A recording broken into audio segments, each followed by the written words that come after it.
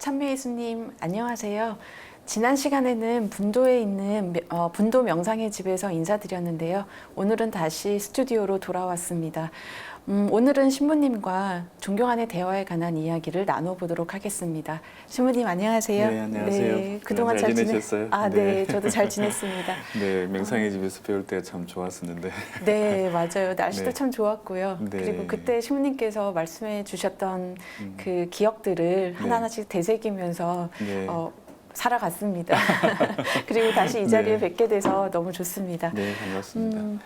그 토마스 머튼 하면 가장 많이 떠오르는 게 사실은 종교 간의 대화였었거든요. 네. 그래서 저희가 사실 이 주제를 하기 위해서 긴 시간을 관상이란 주제로 해왔었는데요. 네. 사실 처음에는 관상이란 주제를 할 때 왜 이렇게 길게 하지? 라고 생각했었는데 지금 돌이켜서 생각해 보니까 종교 간의 대화를 하기 위한 정말 중요한 토대구나 라는 네. 생각을 하게 되었습니다. 맞아요. 이게 사실 토마스 머튼 신부님께서 마지막 특히 말년에는 종교 간 대화에 굉장히 이제 심취하셨고 다른 종교 안에 있는 이제 네. 이 관상 생활 또 다른 종교 안에서 어떻게 이제 이 관상으로 나가기 위해서 노력하고 있고 또 다른 종교가 이 관상의 상태를 어떻게 표현하고 있느냐, 묘사하고 있느냐 여기에 관심을 많이 갖게 되었어요. 그래서 이제 마지막에 이제 이 관상적인 대화를 나눠야 된다. 왜냐하면 이 관상이라는 것은 마치 이제 그 모든 인간 안에 기본적으로 혹은 모든 종교 안에 스며들어 있는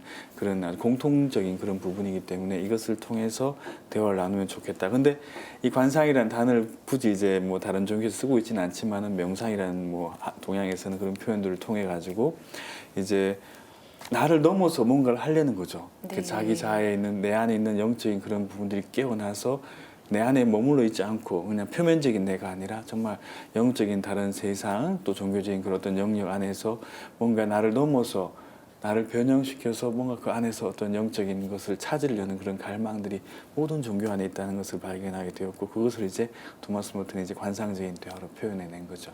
네, 네. 맞습니다. 그 토마스 머튼의 자기 초월을 향한 그 실천적인 행위가 바로 존경하는 대화에서 네. 나왔었던 것 같아요. 그래서 사실 존경하는 대화가 또 한국 사회에서 중요한 이유가 한국이란 사회가 사실 종교 백화점이라고 네, 할 네, 정도로 맞습니다. 다종교 사회이기 때문에 더 중요한 것 같거든요. 예전에 제가 네. 그 지금 현재 수도승적 종교관 대화에 이제 사무총장 하시는 이제 윌리엄 슈루라렉 신부님께서 네. 한국을 방문하시고 난 다음에 이렇게 표현하셨어요.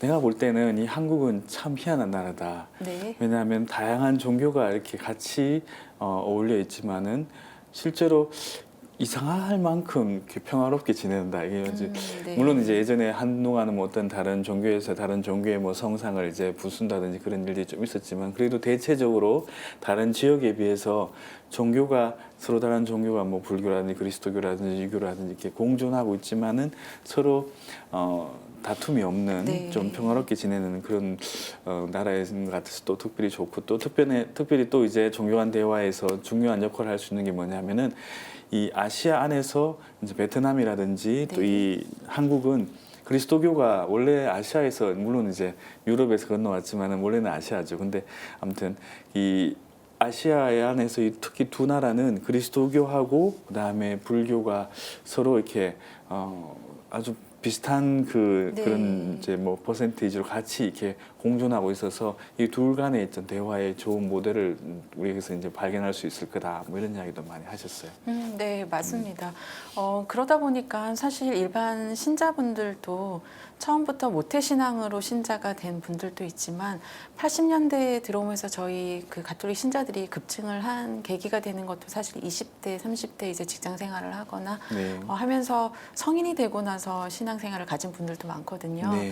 그래서 그분들이 처음부터 신앙이 없었느냐가 아니라 불교 신자였기도 한 네. 경우도 있고 특히 이제 저희가 예를 잘 드는 경우가 할아버지가 유교 분이셨고 네. 그 다음에 어머니는 불교 신자고 아버지는 이제 뭐 종교가 없고 근데 이제 대학 들어와서 서울로 와서 이제 종교를 맡게 되면서 예를 들어 가톨릭 대학교 들어가게 되면 가톨릭 신자가 되면서 네. 한 종교 안에 그러니까 한 집안 안에 여러 종교가 공존하는 같이. 이런 네. 사례들이 굉장히 많았거든요. 네. 그래서 저는 신부님께 그냥 개인적으로 여쭤보고 싶은 싶은 건데 시모님께서는 처음으로 타종교를 접한 계기가 언제였을지 궁금합니다. 재밌는 질문이네요. 네. 왜냐하면 제가 예전에 이 강의할 때 처음에 그 영적 성장에 대해서 이야기할 때 저는 저희 어머니 뱃속에 있을 네. 때부터 이제 안셀모였다고 말씀드렸는데 저희 부모님이 이제 가톨릭 신자였기 때문에 저는 태어나서 70일도 못 돼서 이제 세례를 받고 그렇게 어머니로부터 해서 모태 신앙으로 자라왔는데 실제로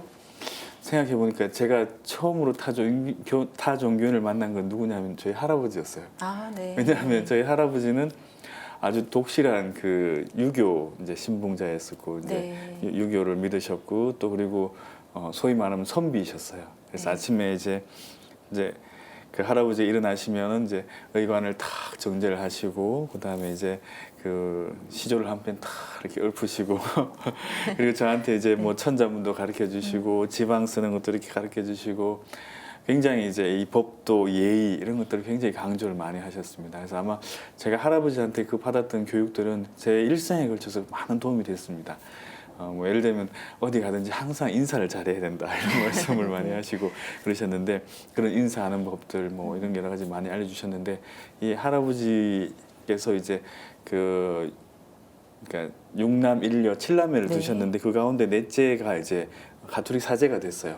그 네. 당시에는 할아버지 입장에서는 이 유교에서는 자식을 갖고 결혼을 한다는 게 굉장히 큰 이제 그 효도이죠. 일륜지 네. 그거죠, 네. 그죠? 근데 결혼을 안 한다 그러니까 이제 네. 할아버지 너무 화가 나셨어요. 그래서 재미있는 일화가 있는데 할아버지가 그 이제 이제 나중에 주교님이 되셨는데 이제 그 넷째 아들이 신학교 갔다는 소식을 이제 몇 년 후에 알게 됐어요. 네. 왜냐하면 아들이 안 돌아오니까. 이제 큰 아버지는 이제 주교님 신학생 시절에 숨어 다녔어요. 이렇게 방학 되면 집에도 못 오고 다른 데 가서 숨어 지내시고 네. 그러셔서 할아버지 워낙 엄격한 분이셔가지고 근데 할아버지가 이제 이 신학교 서울 신학교 이제 하나밖에 없었으니 그 당시에는 계신데 알았어요. 네. 그래서 할아버지가 막 이렇게 막 화가 나셔가지고 막 이제 그냥 서울로 올라오셨어요.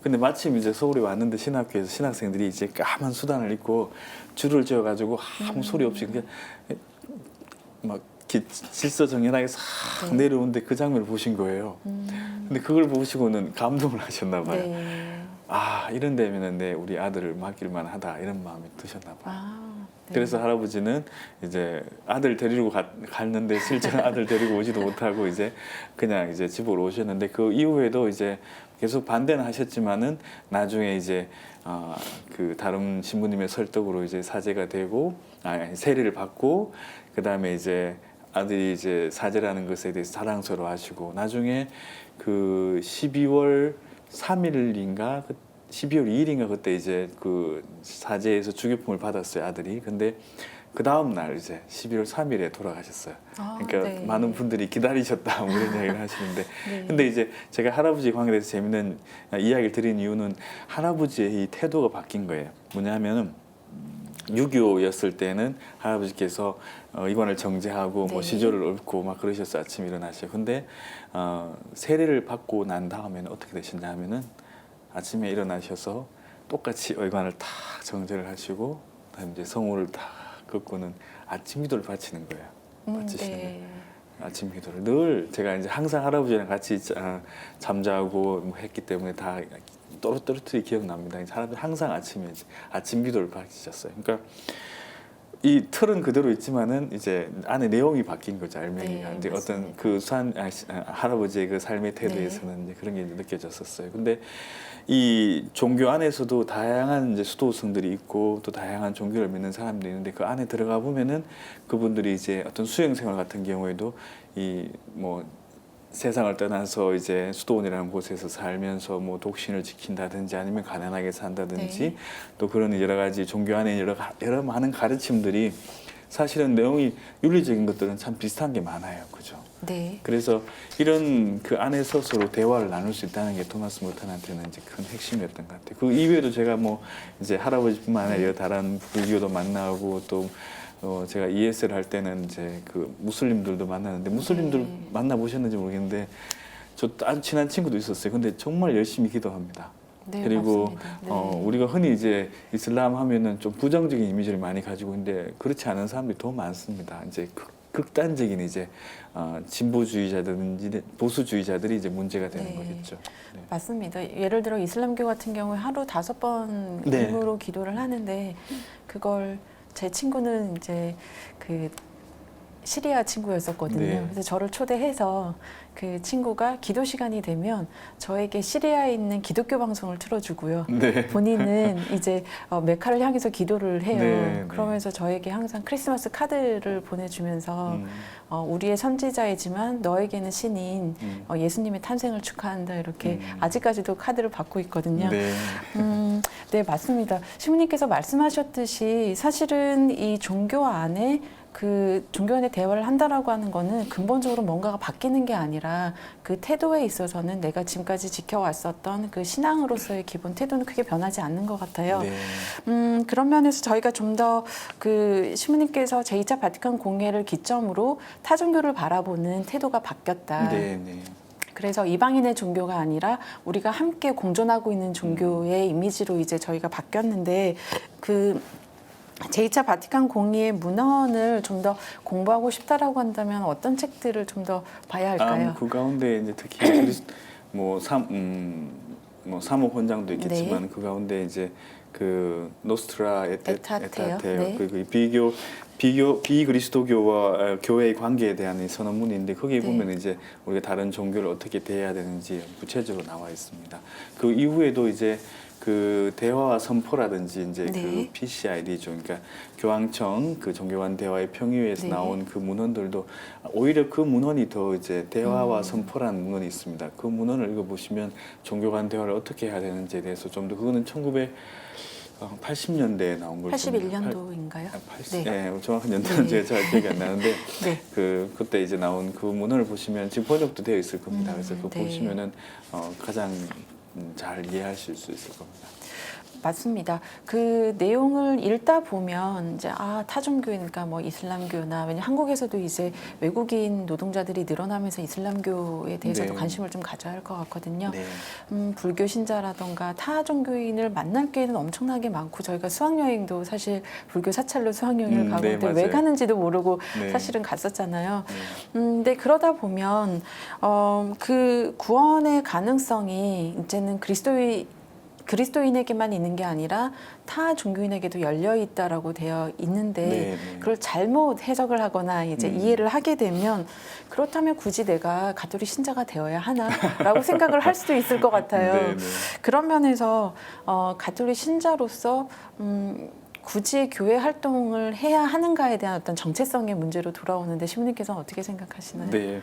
아주 좋은 질문이십니다. 그리고 또 많은 이제 젊은이들이 이제 여기에 대해서 질문을 많이 합니다. 근데 실제로 이제 그 아주 근본 전제 중에 하나는 구원은 이제 우리가 되고 안 되고 하는 것은 네. 우리가 판단하는 게 아니죠. 그건 하느님의 자유입니다. 그렇죠? 하느님께서 알아서 하시는 건데 그 가운데 이제 여러 가능성들이 많이 열려 있는 거죠. 이제 특히 공의에서 가르친 핵심 내용은 하느님의 보편적인 구원 의지입니다. 네. 모든 사람들을 구원하시고자 한다. 그럼 굳이 왜 이제 우리가 가톨릭 신자가 되어야 되고 또 이런 성사 생활을 해야 되고 해야 되는가? 그것은 바로 이 부르심입니다. 많은 이제 민족 가운데 유대 민족을 택하셨죠. 아브라함을 부르셨고 네. 그다음에 여러 예언자들을 부르셨고 이제는 이 성령을 통해서 이제 교회로 예수님께서 교회를 이제 설립하셨잖아요. 그죠? 성령을 통해서 네. 이제 그죠? 성령께서 내리시면서 교회가 탄생을 했습니다. 이제 이 교회가 구원의 보편적인 성사라고 이제 2차 바티칸 공의에서도 정의를 하는데 이제는 이 교회가 세상 사람들에게 하느님을 보여줘야 되는 예수 그리스도가 우리의 구원자라는 것을 보여주는 역할을 해야 되는 거죠. 그래서 이 교회로 우리 각자를 다 불러주신 겁니다. 그래서 우리 그 성 가톨릭 성가 1부에도 나오는 것처럼 이제 교회로 불러주셨고 우리를 뽑아주신 거죠. 그래서 우리가 그리스도인이 되어서 아무나 하느님을 아버지라고 부르지 않잖아요, 그렇죠? 네, 그리스도교인들이 이제 하느님을 아버지라고 부릅니다. 이제 하느님을 아버지로 모시는 아들, 딸이 되어가지고 이제 그분의 일을 협조하는 거죠. 그분의 이제 도구가 되어서. 그래서 우리가 이제 그리스도인으로서 이제는 세상 사람들에게 예수 그리스도를 이제 물론 예수님께서 복음을 이제 선포하라 하셨는데 이제 그 복음을 이제 뭐 성경을 들고 가서 선포하라 이런 뜻으로 이제 해석할 수도 있겠지만 좀 더 넓게 해석한다면은 복음이 기쁜 소식이라는 거죠, 그죠? 네. 기쁜 소식이 뭐예요? 기쁜 소식은 예수님이 당신 자신을 희생함으로 인해 가지고 우리 모두가 구원받았습니다. 우리 모두가 구원받았습니다. 얼마나 기쁜 소식이에요, 그죠? 네, 이 기쁜 맞습니다. 소식을 이제 너희들이 가서 전하라. 그리고 이제 우리 신자들도 가서 전하라. 기쁜 소식을 예수님을 통해서 우리 모두가 구원받았다. 근데 이제 그것을 제가 지난 시간에 이제 그 앞에 강의하면서 그것을 객관적인 구원이라고 그랬죠. 근데 아직 네. 이제 우리 각자의 구원이 완성이 안 되어 있는 겁니다. 그래서 이제 우리가 이런 신앙생활을 통해서 우리 각자의 구원을 완성해 나가고 또 우리 각자의 구원을 완성해 나가는 가장 좋은 길이 바로 제가 사랑이라고 그랬잖아요, 그렇죠? 네. 그래서 사랑을 나누고 실천할 때 사랑이신 예수님을 만나게 되고 또 사랑이신 예수님과 하나 되게 되고 그래서 그 사랑을 세상에 전하기 위해서 뽑아주신 거죠. 그리고 또 한 가지 더 있어요. 그게 뭐냐면 이제 교회 그리스도교 안에는 특별히 이제 가톨릭 안에는 이 다른 종교에 없는 게 있어요. 아, 뭘까요, 신부님? 성사가 있어요, 그죠? 네. 성사, 예. 네, 다른 그렇죠. 뭐, 네. 그죠? 유대교회도 없고, 그다음에 예를 들면 개신교회도 없고, 불교회는 더욱이 없고, 그죠? 비사가 있고, 그다음에 고해 성사가 있고, 성사가 있습니다. 이 성사를 통해서 교회가 성사이지만 또 7가지 성사를 통해 가지고 하나님께서는 우리에게 당신의 선물을 주시는 거죠, 그죠? 그래서 우리에게 당신 자녀들에게 특별한 선물들을 주십니다. 그래서 우리는 그 선물을 통해서 예수님과 더 가까워지고 하나 되고 일치되어서 세상 사람들에게 굳이 말은 많이 하지 않더라도 이제 기쁜 소식을 온 삶으로서 전하는 그런 역할을 하는 그런 사람들인 거죠. 그래서 우리는 네. 성당에서 미사를 하고 그다음에 성사를 보고 여러 가지 활동을 하고 이 모든 것들을 통해서 내 일을 하는 것이 아니라 누구의 일? 바로 하나님의 일을 하는 겁니다. 그래서 우리는 성당에 나와서 그런 자세로 기쁘게 봉사하고 기쁘게 성사에 참여하고 해야 될 것입니다. 네. 그 성사를 통해서 받은 은총을 교회 안에만 쓰지 말고 네. 교회 밖으로 네. 그 복음을 전하라 이렇게 해석해도 될까요? 네, 그렇게 해석하면 반쪽짜리 해석입니다. 아, 그러면 더 완성시켜 주세요, 신부님. 왜냐하면은 이 성령의 은총은 교회 안에만 있는 게 아니죠. 아, 네. 성령은 불고 싶은 대로 내려분다. 분다는 그 네. 말씀처럼 하나님의 은총은 모든 곳에 이렇게 있습니다. 그런데 어떤 은총들은 우리가 알아봐요. 아, 저게 하나님의 은총이구나. 우리는 이제 보이죠. 근데 하나님에 대해서 잘 모르는 분들은 그것이 하나님의 은총이 아니라고 생각할 수도 있죠. 그리고 또 우리가 하나님의 은총이 항상 우리 눈에는 좋게 보이는 것, 그것만 은총이라고 생각했을 때는 그것은 우리가 볼 때는 고통의 눈으로 또 바라볼 때도 있는 거죠. 하나님의 은총은 때때로는 우리 눈에는 아픔일 수도 있고 고통일 때도 있어요. 예를 들면은 어린 아기한테 엄마가 막 예방 접종을 맞춰요. 이 큰 주사기를 막 꽂아요. 엉덩이도 찰싹 꽂고 그죠. 근데 어떻게 해요? 그거는 아기가 이제 더 아프지 않도록 건강하게 지도록 하는 거잖아요. 네. 마찬가지로 우리 눈에는 때때로는 이것이 은총이 아닌 것 같고 이것이 하나님께서 우리를 버리신 것 같고 예레미야 예언자도 그렇고 예수님도 심지어 겟세마니 동산에서 어떻게 네. 했어요? 어찌하여 저를 십자가 위에서 어찌하여 저를 버리시나이까라고 이제 하셨을 만큼 우리 눈에는 때때로는 그 은총이 은총으로 안 보일 때도 있죠. 마찬가지로 다른 이제 종교인들이나 또 종교를 믿지 않는 사람들에게도 그것이 그렇게 은총이 하나님의 은총으로 보이지 않을 때가 있는 거죠. 그러니까 여러 곳에서 작용하시는 그런 하나님의 손길을 이제 우리는 점점 더 이렇게 더 거시적인 안목으로 또 하나님의 마음으로 그것을 바라보고 또 식별할 수 있는 그런 게 필요하지 않겠나 생각이 듭니다. 네, 반 채워주셔서 감사합니다. 네. 사실 신부님 강의를 들으면 정말 그렇게 할 수 있을 것 같거든요. 네. 근데 아마 또 머리로 움직여지고 또 마음은 움직여지는데 소위 말해서 저희가 이제 그걸 감동이라고 얘기를 하죠. 신부님 네. 강의를 들으면 감동을 받고 해야 되겠다라는 생각이 드는데 막상 미사를 갔다가 길거리에서 마주치는 예를 들어서 불교 신자를 만난다고 했을 때 그 불교 신자를 보면서 이야기를 나누다 보면 신앙에 대해서 특히 얘기를 잘 안 하려고 하거든요. 네. 서로가. 왜냐하면 그 안에서 결국 그 교류에 관한 부분들이 부딪힐 수도 있고 네. 그러면서 이제 자연스럽게 배타적이진 않지만 방어적인 자세로 저희가 다가갈 때가 많아서요. 네. 그 다원화된 그 사회 안에서 타종교인을 만날 때 그리스도인으로서의 정체성을 잃지 않으면서 네. 복음의 정신을 어떻게 살아갈 수 있을지 좀 더 구체적으로 네. 설명해 주세요. 네. 신부. 사실은 그 굉장히 어려운 그 네. 질문이기도 하고 아직 해답이 없는 질문이기도 네. 해요. 왜냐하면 이 내 종교의 예수 그리스도를 통한 구원을 이제 포기하지 않고 다른 종교들이 서로 이렇게 다양성 안에서 일치에 이르게 되기까지는 굉장히 우리가 할 수 없는 그런 영역이 있고 또 하나님께서 해야 될 영역도 있는 거고 또 우리가 인간적으로 이해하지 못하는 그런 영역도 많이 있습니다. 특히 이제 네. 불자들에게 예수 그리스도를 통한 구원하고 이 불자들이 이야기하는 구원관하고 완전히 다르기 때문에 네. 물론 이제 뭐 이제 구원이라는 그 상태의 모습은 비슷할지도 모르겠지만 다르기 때문에 개념 자체가 다르기 때문에 우리는 예수님과의 인격적인 관계를 통해서 어떤 구원에 이르지만 불자들은 그런 인격적인 관계 자체가 없어요, 그렇죠? 네. 그래서 이 전혀 다른 이야기를 하고 있는 것 같은데 오히려 그런 이제 그러니까 종교 간 대화에서 특히 이제 불교 그리스도교 대화에서는 이런 이제 이슈가 옛날부터 있었어요. 왜냐하면 서양 사람들은 이제 이 교리를 가지고 네. 처음부터 우월적인 입장에서 봐라 우리 그리스도교 안에 너네 불교에서 이야기하는 모든 게 있다. 우리도 명상도 하고 네. 우리도 수행도 하고 봐라 수도원도 우리도 있다. 그리고 또 이렇게 여러 가지 뭐 예불 하고 종도 치고 하는데 이거 다 우리도 다 있다. 그래서 너네가 가지고 있는 거 다 있으니까 너네는 이제 익명의 그리스도인이다. 이렇게 이제 표현을 네. 한 거죠. 네.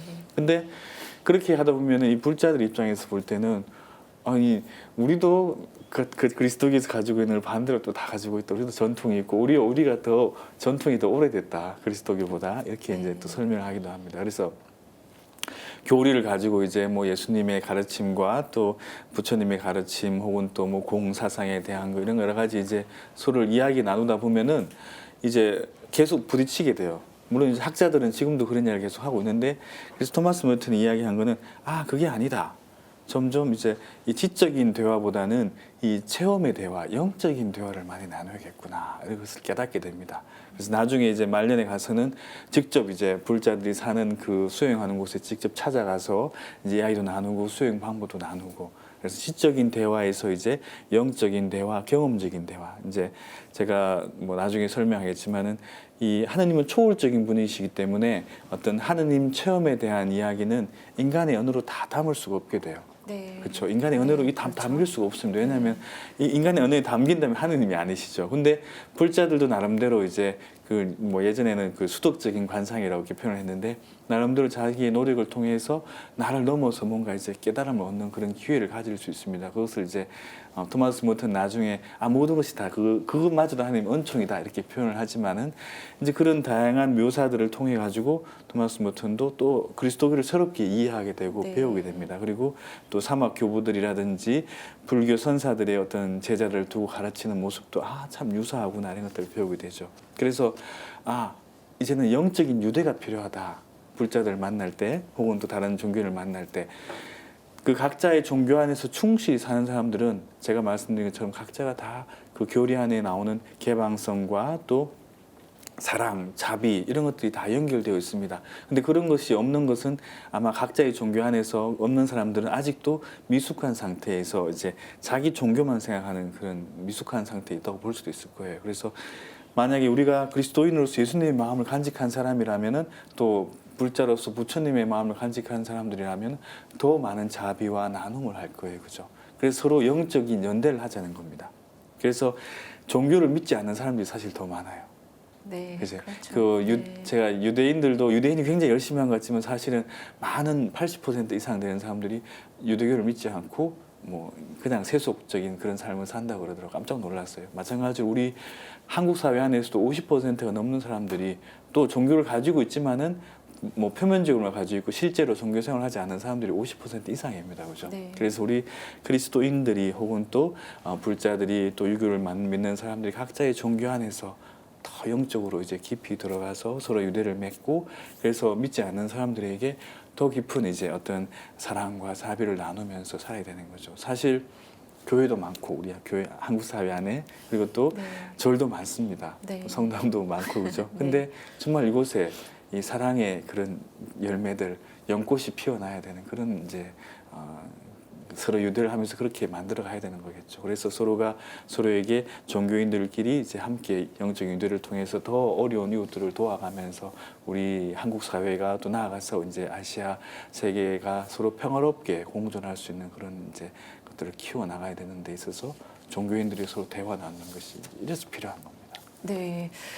또 하나 질문 드리고 싶은 점은 예전에 그 미국 유니언 신학교의 폴 니터 교수 네. 시무님께서 강의하셨던 네. 그 분께서 그 한국에 오셨을 때 네. 이제 여러 그 이제 불교 사찰을 다니시면서 이런 말씀을 하신 적이 있거든요. 불교와 그리스도교 간의 대화나 열린 자세를 갖는 것도 중요하지만 그리스도교 안에서 조금은 보수적인, 그러니까 정통을 중요시하는 그리스도교인과 그다음에 조금은 개방적이고 열려 있는 그리스도교인들 간의 대화도 중요하다 이렇게 네. 말씀을 하셨어요. 네, 좋은 지적입니다. 네, 그래서 저는 이 종교 간의 대화에 있어서 또 하나 저희가 돌아봐야 될 점이 관상을 중요시하고 관성으로 돌아간다라고 하면 정통이라고 사실 생각하는 경우도 있는데 사실 그거는 그 토마스 머튼이 생각한 것처럼 더 한 발짝 그 예수님의 마음으로 나아가기 위한 네. 중요한 토대 주춧돌의 그렇죠. 역할이잖아요. 그런 면에서 신부님께서는 그 종교 이외의 다른 종교를 받아들이는 데 있어서 조금은 보수적인 신자분들에게 아니면 네. 그렇게 생각하고 있는 분들에게 열린 자세로 다가갈 때 저 사람들은 저 신자들은 믿음이 약하진 않을까라고 네. 오해할 수 있을 것 같거든요. 물론이죠. 네, 그래서 단순히 그 전통을 지키는 것만이 믿음이 중요한 거냐, 강한 거냐, 아니면 미숙한 거냐 네. 여기에 대해서 좀 덧붙여 네. 주셨으면 네, 좋겠습니다. 아주 좋은 질문이십니다. 그리고 또 꼭 필요한 질문이기도 하고요. 근데 전통이 뭔가 이것을 네. 한번 기억해 보셔야 될 겁니다.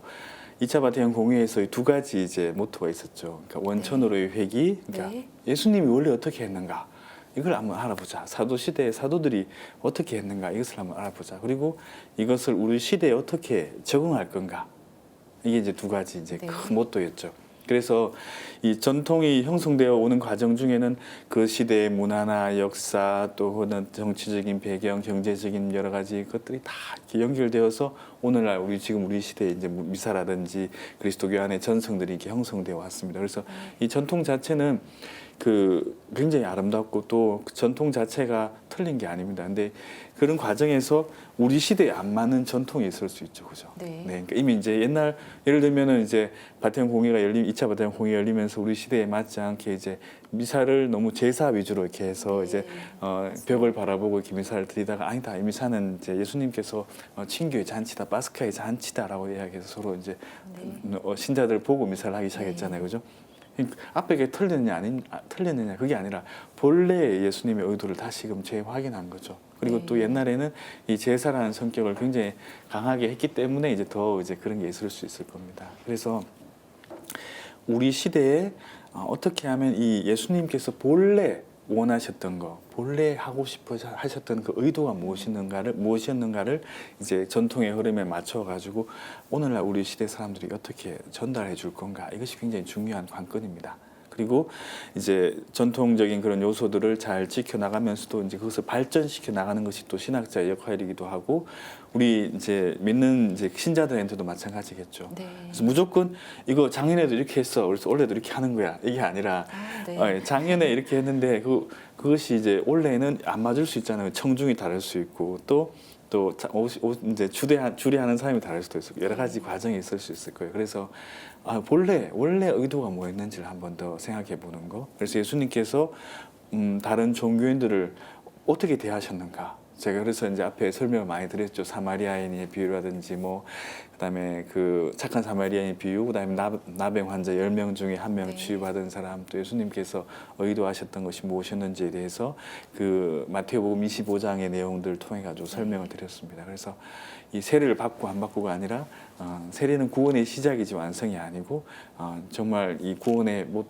중심이 되는 것은 바로 이제 당신의 이름으로 이웃들에게 선행을 베풀었느냐 안 베풀었느냐 이런 거였죠. 나 약자를 방문했느냐 안 했느냐 이거였습니다. 그래서 전통에 대해서 이제 이것이냐 저것이냐의 문제가 아니라 지금 내가 예수님의 마음으로 다른 종교인들을 어떻게 대하고 있는가, 또 예수님이라면 어떻게 하셨을까, 그리고 또 무작정 이제 개방되는 것도 중요한 게 개방되는 무조건 다 개방을 해야 되는 것도 아닙니다. 왜냐하면 우리 그리스도교의 고유한 면이 있기 때문에 우리 그리스도교 안에서 절대로 양보할 수 없는, 특히 예를 들면 예수 그리스도를 통해서 우리가 모두 구원받을 수 있다고 예수님께서 직접 알려주셨기 때문에.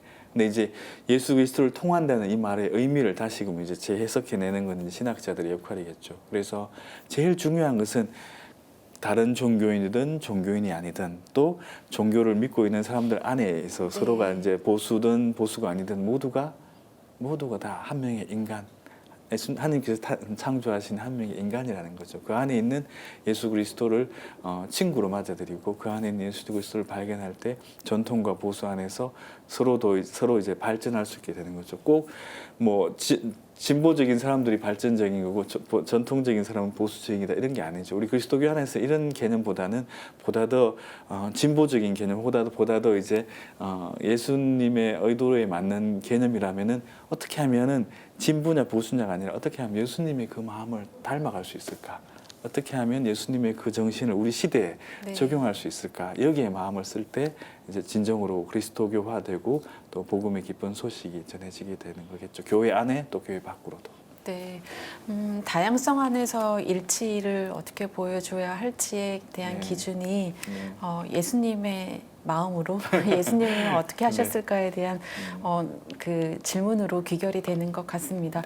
현대 사회를 소위 말해서 조금 부정적으로 평가한다면 사실 저희가 혐오라는 말을 너무 아무렇지도 않게 쓰고 다른 사람들을 비하하거나 언론에서도 그렇고 너무 쉽게 쓰고 있거든요. 네, 그렇죠.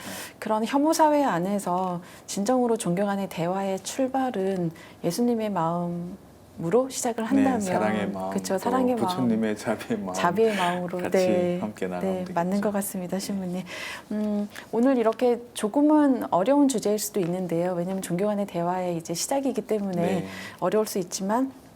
이제 본격적으로 불교와의 대화나 이제 타종교와의 대화를 보면서 네. 신부님께서 말씀하시는 그 토마스 머튼의 정신을 조금씩 이제 알아가도록 하겠습니다. 네, 감사합니다. 오늘 말씀 감사합니다, 네, 신부님. 감사합니다. 네. 오늘 시간에는요, 종교 간의 대화에 대한 왜 필요한지, 그 다음에 우리가 어떤 자세를 가져야 하는지에 대해서 살펴봤는데요. 다음 시간에는 본격적으로 불교와의 만남을 살펴보도록 하겠습니다. 거기에 관한 이야기를 신부님과 또 재미있게 나누어 보도록 하겠습니다. 다음 시간에 뵙겠습니다.